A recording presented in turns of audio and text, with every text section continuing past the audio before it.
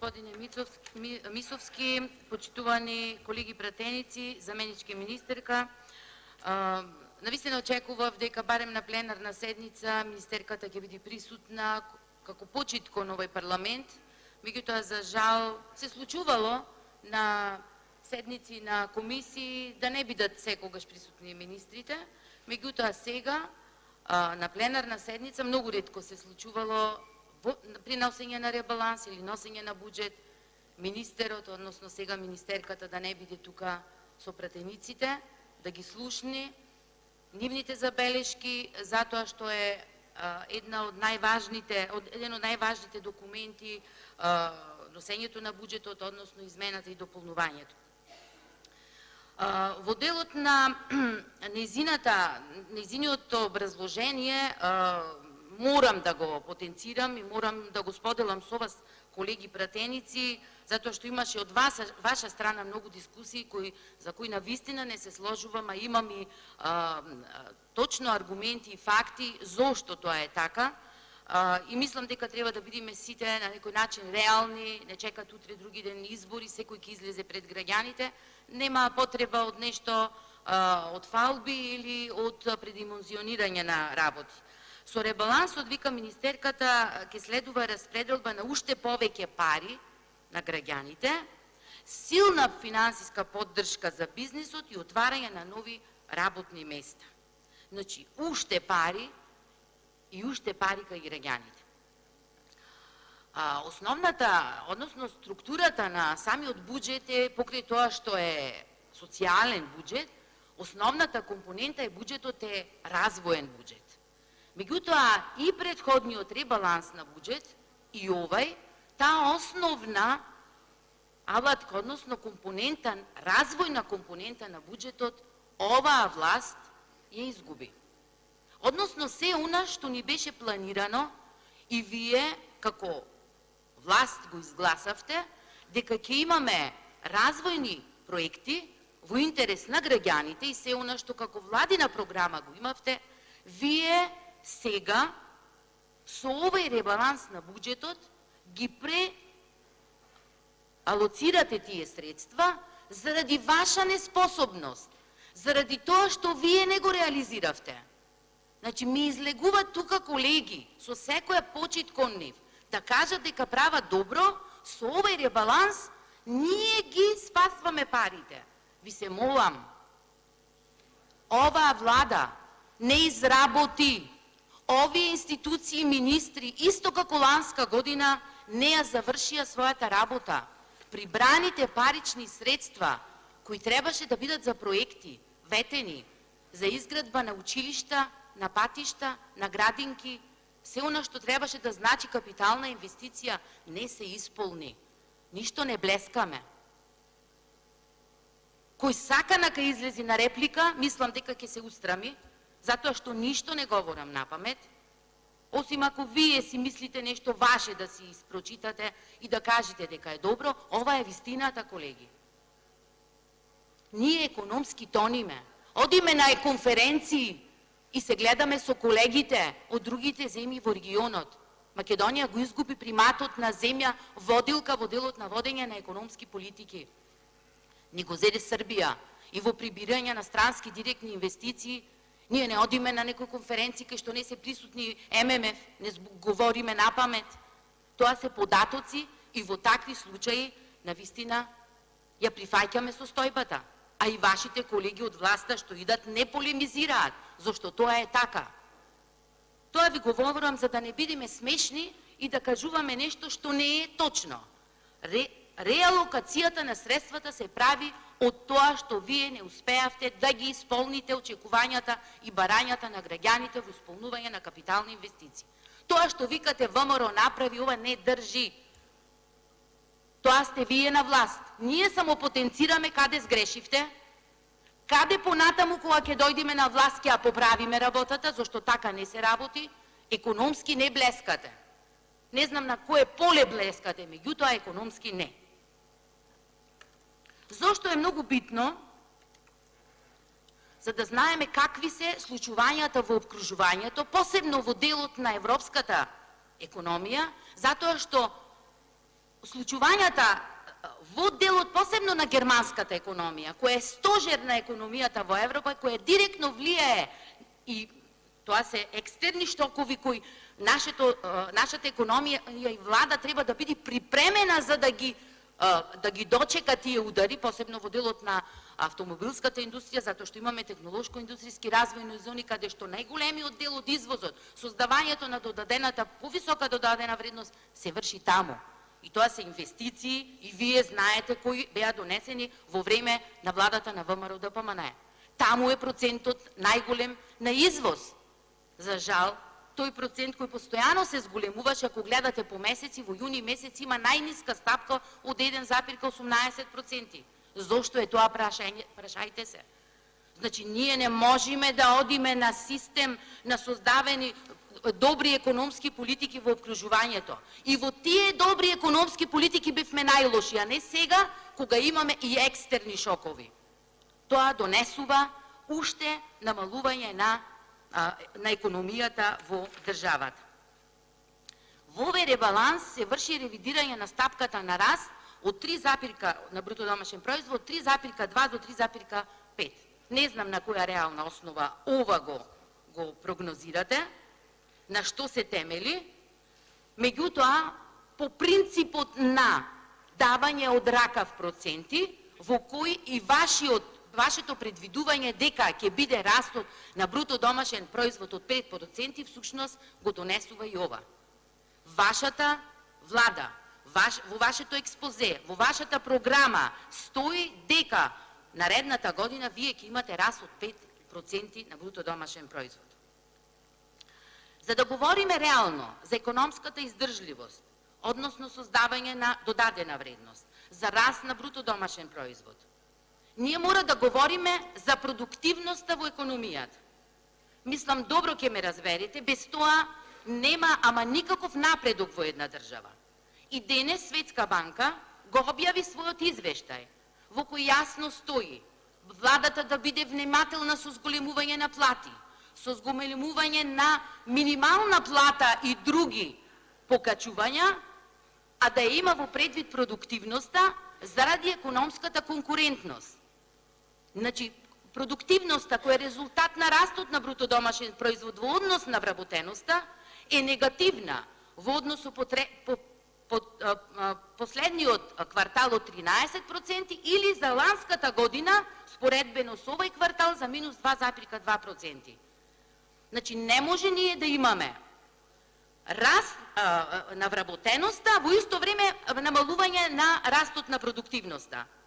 И ако се земе во предвид дека во Државниот завод за статистика извештаите бројот на вработени се зголемил за 2,3%, кога реалниот раст на бруто домашен производ се намалил за 211 милиони евра, ова е тој пат на продуктивноста.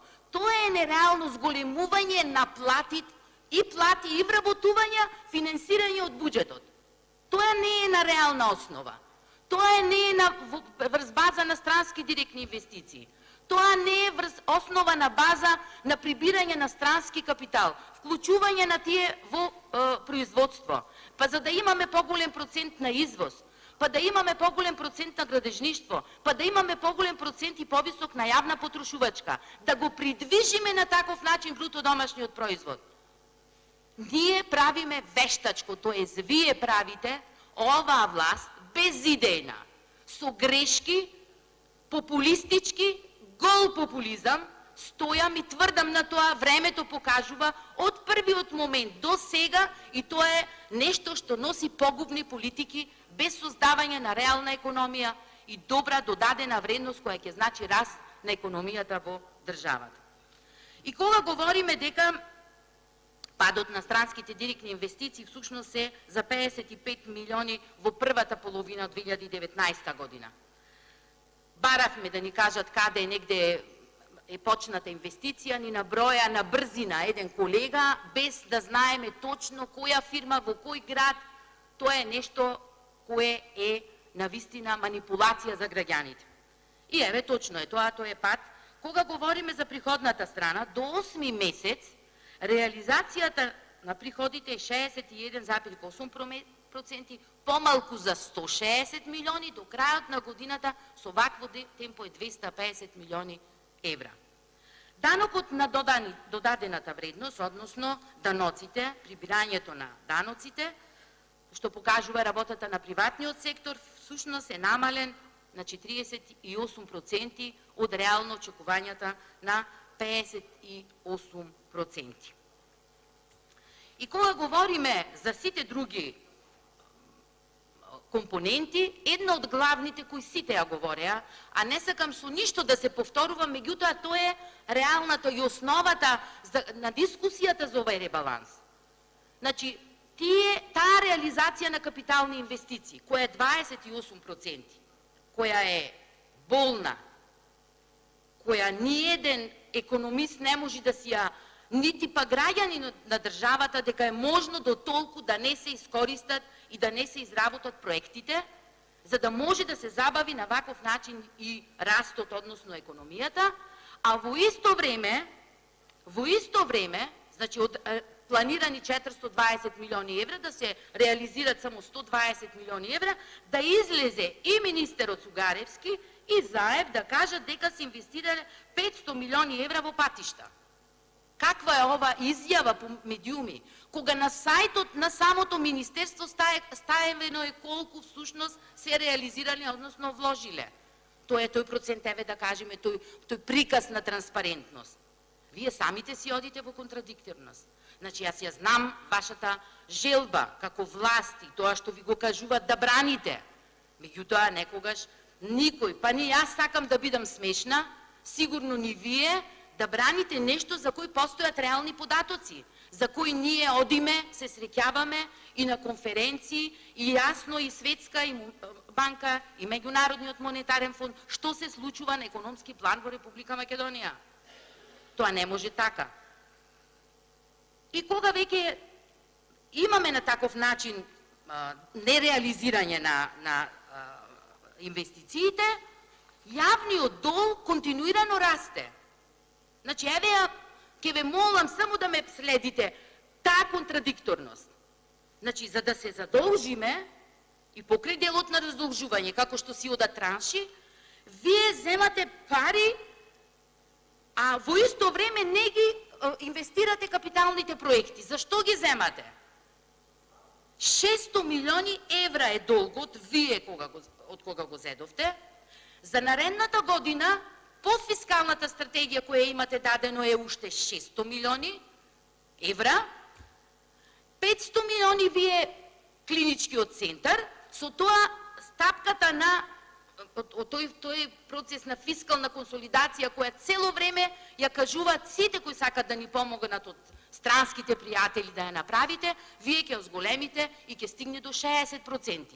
Ако се дода и дефицитот веќе имаме зголемување, е ревидиран на 2,7%, е зголеме за 1,1 од ланската година, и ако се додаде со онај долг на јавните државни патишта, ќе дојде 2,7. Значи, ние континуирано одиме во пат на економијата.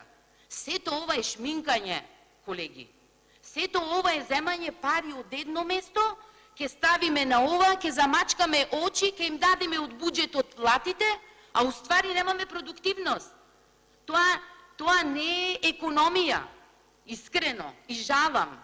Министерке, меѓутоа може и не гледа од некаде. Дали не гледа министерката, заменичке министерке, така секој може да биде министер. Кој сакате, земете го и седнете го, ќе си ги собери даноците од граѓаните, ќе си ги прераспредели во плати и трансфери на и ова, социјална помош, готово, нема креирање на економски политики. Нема пазење, односно креирање на добри политики од некакви екстерни шокови што можат да се случат и да го загрозат нашето стопанство. Па ние правевме, односно нашата влада во претходниот период со економски тим, мерки за заштита во делот на светската економска криза и должничка. Тоа беа пакети кои мораа да ја заштитат економијата. Ова навистина е катастрофално. Како сакате можете да реплицирате, целта не ми е со вас да контрирам, Меѓутоа, целта ми е, мојата загриженост, да ја искажам тука, посебно имаме неколку проекти ги имате дадено, посебно минимална плата, еве, ја веќе денес стигна, читав од Светска банка, дека тука треба да бидете внимателни, не може да оде повеќе да давате од буџетот, а и тој проект всушност не е добро прифатен. Еве, гледам во буџетот од 4,2 милиони евра, во ребалансот се намалва на 377.000 евра. Всушност не е прифатен кај работодавачите. Не е добар. Штом не е добар, треба да седнете и да размислите зошто овој не функционира како проект. И на крајот, мој ДДВ веќе е посебна приказка, досега 150.000 граѓани го имат искористено, за разлика од 1.500.000 кои се евидентирани.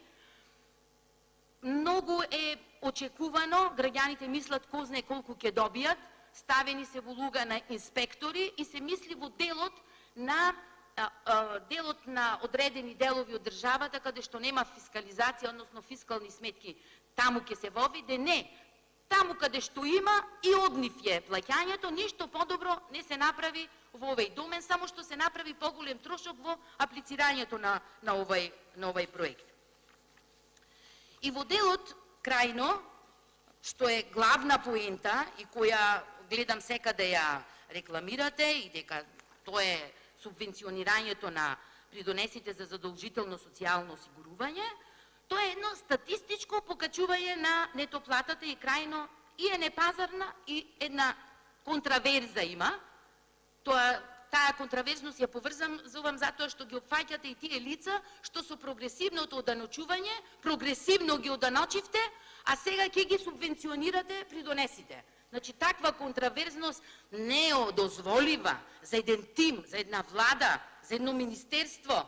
Заменички седнете таму, направете, еве имате нова министерка. Нема потреба ние да ве учиме. Меѓутоа, ова е очевидно, плюс и не е познат како мерка, некаде позната од кај го зедовте овај модел. Нема економска, има само политичка цел. И сега, администрирањето на ова мерка и водев план, односно една генеза, еден пат, како ќе се вржи тоа. Целокупно е контраверзно и комплицирано. На ЕНЕР пресметката, тоа што извадов, пресметката ќе ја прави УЈП, исплатата кон задолжителните фондови за пенсијско Министерството за труд и социјала, а контролата Министерството за финанси. Во целокупното овај процес ќе ја чини државата 120 милиони евра за периодот на спроведување, а јас мислам овие ќе беат многу по-продуктивни, односно ќе дадеа по-продуктивни мерки, ќе зголемеа продуктивноста во економијата, ако беа за капитални расходи, зголемување на продуктивноста на македонската економија, за поддршка на извозните капацитети. Значи, овие мерки ги направивте на брзина, популистички, направивте само еден чекор кој, можам да го кажам, предизборен, навистина со ова мерка, можевте овие парични средства, кои не ги исполнивте да ги реализирате, да ги направите и да ги преалоцирате во многу по-конструктивни. И кога ќе кажете, ова е од министерката, ќе се инвестира во човечки капитал. Значи, ова е реченицата, во човечки капитал, и на телевизија кога гледам во човечки. Па во човечки капитал преку образование, формално и неформално, и учење преку работа. Тие се две. Кое кратење имате на 14 милиони евра во новиот ребаланс за образование? Кое е инвестирање во човечки капитал? Како се инвестира во човечки капитал? Не ми е јасно од буџетот да земите пари и тука да му дадете, еве седете вие мирни, ние сме добра влада, ви даваме пари. Тоа е краткорочно. То нема никакви ефекти и вие тоа го знаете. Барем избришете ја таа реченица, нака не стои ни во излагањата, ни на телевизија, во човечки се инвестира преку процесот на образование. А вие таму ја вршите и ланската година, најголемото кратење, го вршите и сега. И доколку времето ми дозволи, јас можам да кажам, посебно во програмата ви е наведено ИПА фондовите. Не ги искористивте, попаѓаат проектите. Штета е. Со овој Министерството крати во областа за животна средина најповеќе, каде што ударно имавте проблем, односно борба со аерозагадувањето. Довршите се мислата, колешки. Во Агенцијата за земјоделство и рурален развој имате во областа на високото образование од универзитетите Тетово, Гоце Делчев, Мајка Тереза, Универзитетот на информатички технологии во Скопје. Ви благодарам. Мислам дека овој ребаланс е еден од